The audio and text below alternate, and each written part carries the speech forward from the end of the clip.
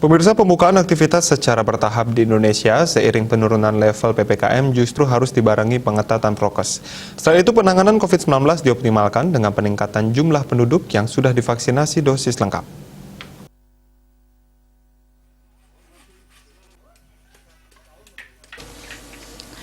Ketua Bidang Perubahan Perilaku Satgas COVID-19, Sony B. Harmadi mengingatkan agar Indonesia belajar dari banyak negara bahwa pelanggaran aktivitas yang diikuti pelonggaran prokes justru menjadi bumerang dan berdampak terjadinya lonjakan kasus kembali.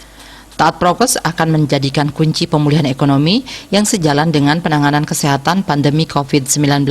Sementara Menteri Komunikasi dan Informatika Johnny G. Plate juga mengingatkan hal yang sama.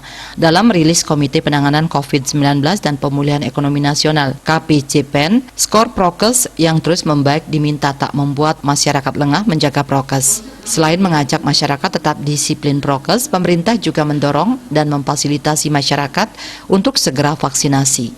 Kementerian Kominfo terus mendorong masyarakat tetap menjaga prokes, terutama memakai masker dan segera divaksinasi lewat kampanye Ayo Pakai Masker, Ayo Cepat Vaksin. Perkembangan penanganan pandemi COVID-19 per 3 Oktober 2021 secara nasional menunjukkan perbaikan.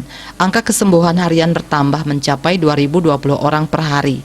Sejalan dengan itu, kasus aktif atau positif yang masih membutuhkan perawatan medis berkurang lagi sebanyak 936 kasus dan totalnya menurun menjadi 32.876 kasus atau 0,8%. Pada penambahan pasien terkonfirmasi positif bertambah sebanyak 1.142 kasus.